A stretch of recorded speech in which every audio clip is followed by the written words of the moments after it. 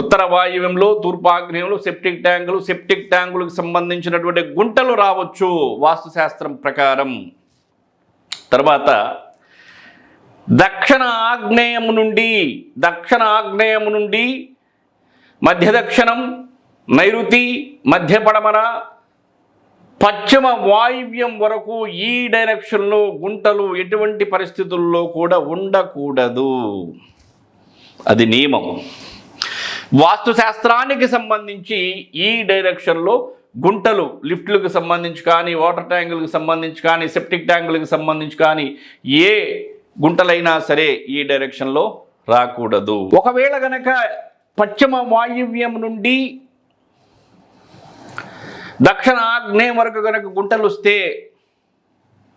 ఆర్థిక పతనం, దీర్ఘ వ్యాధులకు లోనవ్వటం, ఆకస్మిక మరణాలు, అప్పుల పాలు, దివాలా తీయటం, అకాల మృత్యువు సంభవించటం, ఈ నిర్మాణంలో ఉండేటువంటి వారికి, ఈ గృహములో ఉండేటువంటి వారికి, ఈ స్థలానికి సంబంధించినటువంటి యజమానులకి అటువంటి ఉపద్రవాలు వస్తాయి.